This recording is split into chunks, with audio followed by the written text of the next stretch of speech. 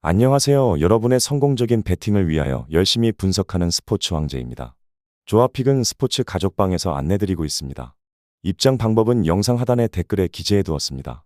여러분을 토방에서 머리를 식혀드리고자 준비한 분석입니다. 분석 시작 전에 구독과 좋아요는 큰 힘이 되니 구독과 좋아요 한 번씩 부탁드리겠습니다.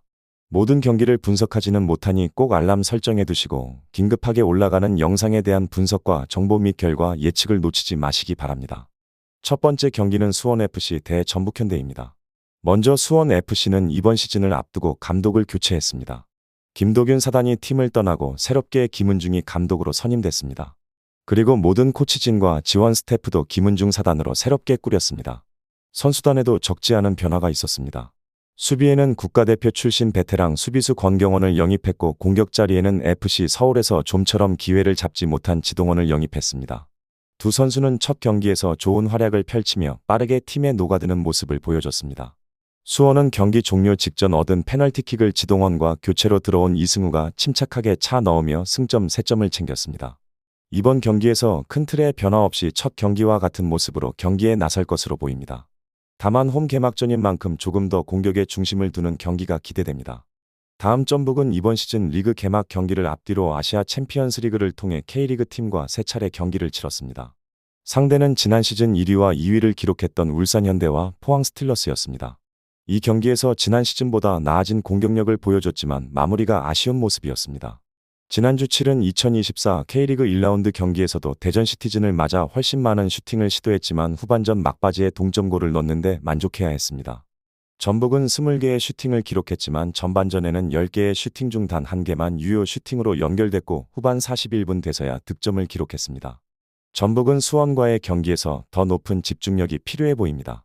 수원이 지난 시즌보다 나아진 수비력을 보여주고 있어 쉽지 않은 경기가 예상됩니다. 또한 전북은 최근 5차례 수원 원정에서 2승 3패로 열세에 놓여있고 승리한 두 경기도 모두 1대 0으로 힘겹게 승리했습니다. 결론부터 말하자면 쉽게 승부가 판가름 나지 않을 것으로 예상되는 경기지만 조금씩 공격의 정확도를 끌어올리고 있는 전북이 수원에 승리할 가능성이 높아 보입니다. 전북현대의 승리를 추천드립니다. 두 번째 경기는 포항 스틸러스 대 대구FC입니다. 먼저 포항은 지난 시즌을 마치고 김기동 감독과 재계약에 실패했습니다. 김기동 감독은 FC 서울로 떠났고 새로운 감독으로 박태하 감독을 선임했습니다.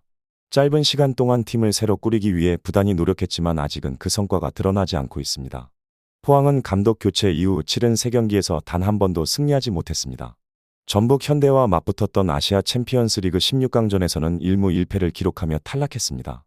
지난 시즌 K리그 챔피언 울산현대와 치른 K리그 개막전 경기에도 무기력한 공격력을 보여주며 0대 1로 패했습니다.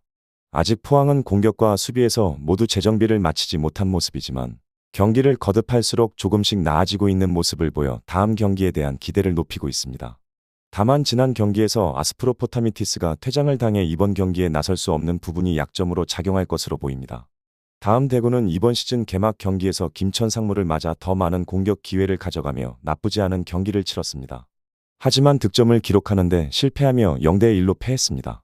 대구의 브라질 용병 4인방주 세징야를 제외한 3명이 선발 출전했지만 이렇다 할 활약을 보여주지 못했습니다. 후반전에 루카스 바셀로스를 빼고 세징야를 투입했지만 아직 경기를 소화하기 위한 제 컨디션이 아닌 것처럼 보였습니다. 공격에서 더 나은 모습을 보여주기 위해서는 공격에 축이 되는 브라질 용병들의 컨디션 회복이 시급해 보입니다. 반면 수비에서는 김강산을 중심으로 수원 삼성에서 이적해온 고명석과 대구의 멀티플레이어 자원 김진혁이 기대 이상의 안정적인 모습을 보여줘 포항을 상대로도 견고한 수비를 바탕으로 경기를 풀어갈 것으로 보입니다.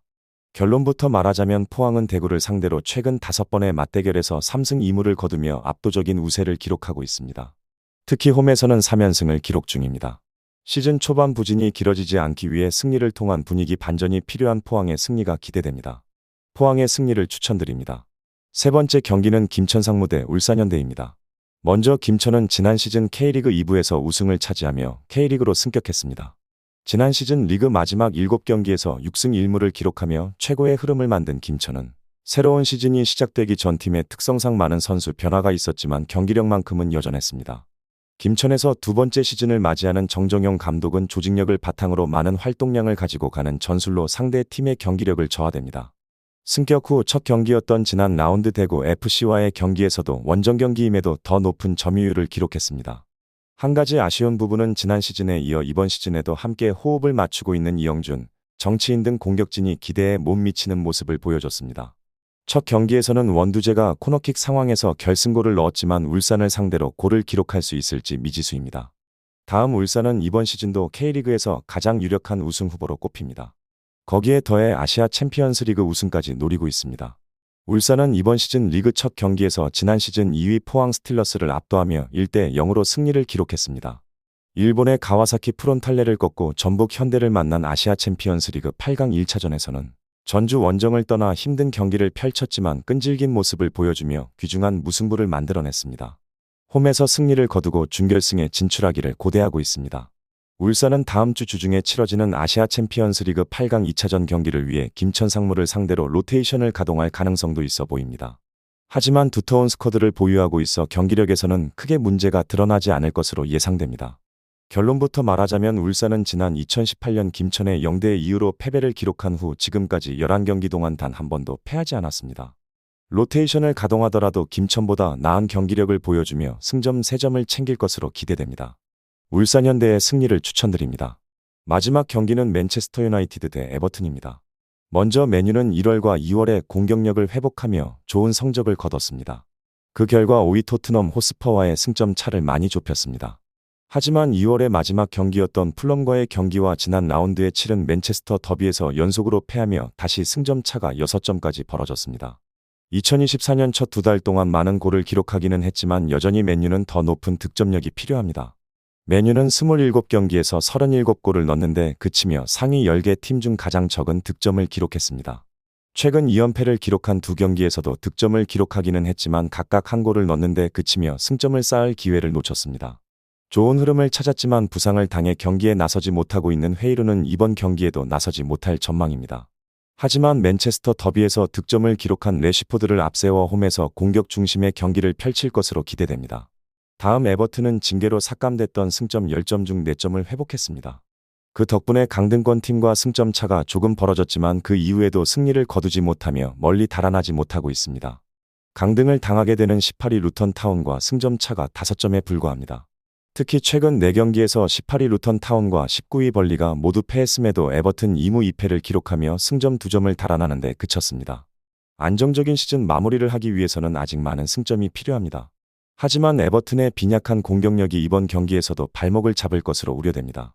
에버튼은 단주마가 장기 부상으로 경기에 나서지 못하고 있고 중원에서 공격과 수비의 중심 역할을 해주는 개에도 출전이 불투명합니다.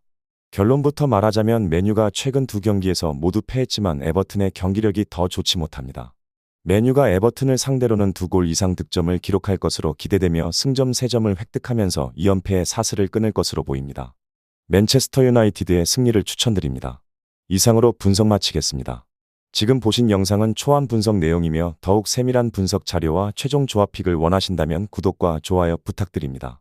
조합픽은 스포츠 가족방에서 안내드리고 있습니다. 입장 방법은 영상 하단의 댓글에 기재해 두었습니다. 프로토가 처음이신 분들 혹은 프로토를 좋아하는데 적중률이 낮으신 분들께서는 주저하지 마시고 전문가의 도움으로 수익률 극대화하시는 것을 추천드립니다. 토토는 단지 운으로 하는 게임이 절대 아닙니다. 모든 분야 전문가들이 존재하듯 프로토도 전문가들이 존재합니다. 경기 전 다양한 분석 자료 확인 필수이며 가장 중요한 정보력이 수익의 90% 이상 지분을 차지하고 있습니다. 영상 시청해 주셔서 감사합니다.